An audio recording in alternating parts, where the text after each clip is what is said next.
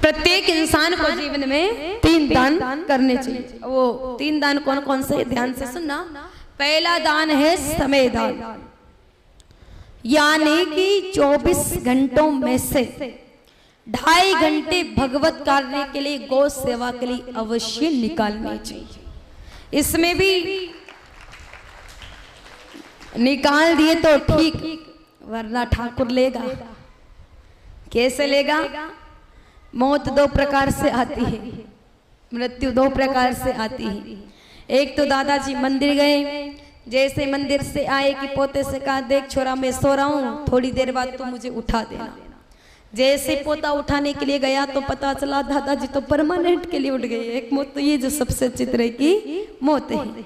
दूसरी मौत की दादाजी बीमार हुए, अस्पताल में भर्ती हुए, बोतलों की बूंदे टप टप टप टप देख देख करके सड़ सड़ के मर रहे, जो कि सबसे बुरी तरह की मौत है।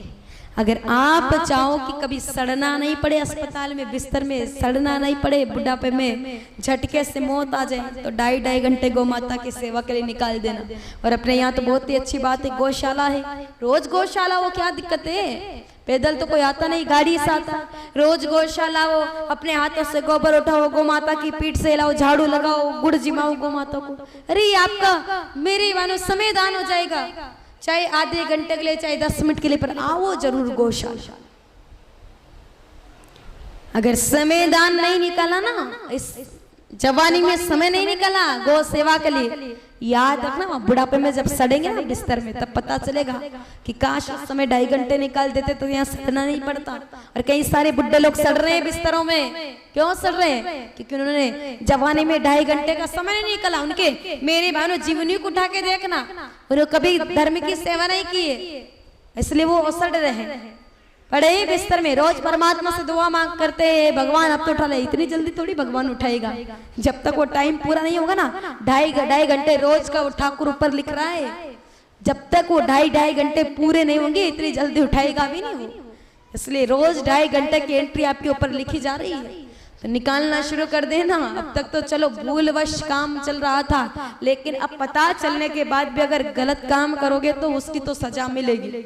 भगवान कहते हैं कि अनजाने में कोई गलती करे तो उसको क्षमा किया जा सकता है, लेकिन जान करके जानबूझ के भी कोई गलती करे तो फिर उसका कोई उपाय नहीं है।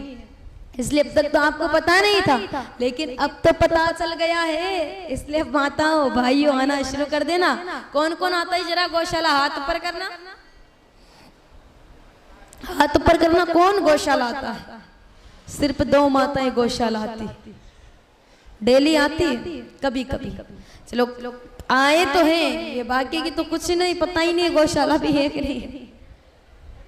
अब आना शुरू कर देना। मैं कल पूछूंगी कौन कौन आया था, चाहे 5 मिनट के लिए, अभी कथा चल रही, टाइम नहीं तो 5 मिनट के लिए आना सबको है।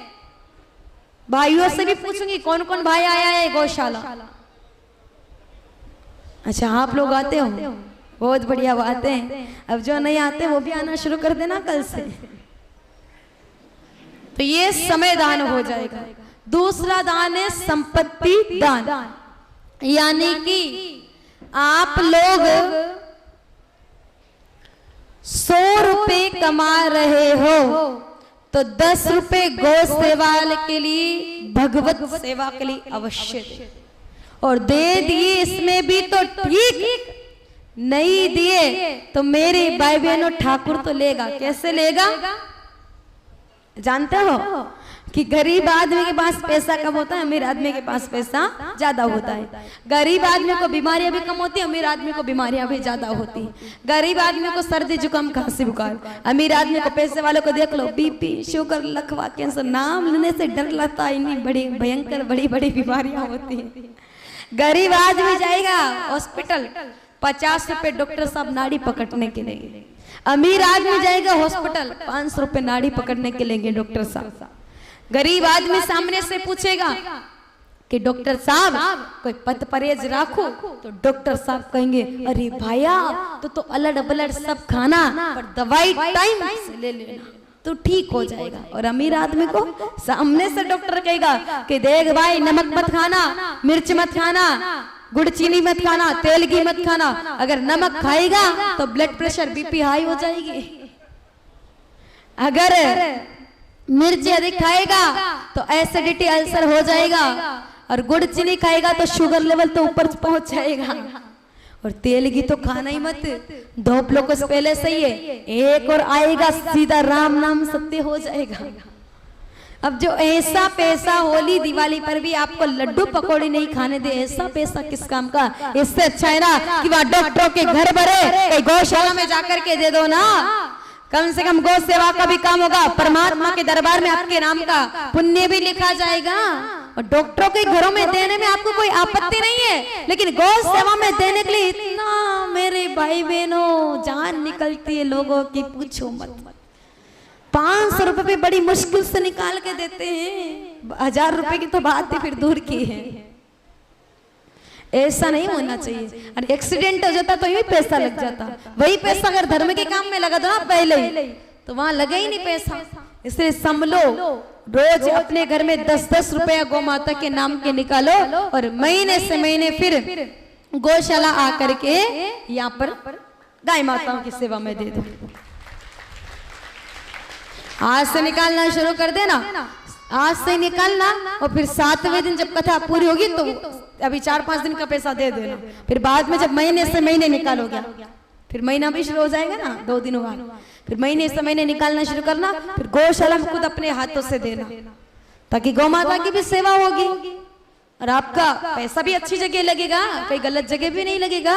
एक्सीडेंट होता है तो यूं फालतू का पैसा यूं तो जाता है ना, वो अच्छे काम में थोड़ा जाता है, यूं ही जाता है। कई मेरे भाई बहनों आप लोग बीमार हुए तो वो भी यूं ही जाता पैसा।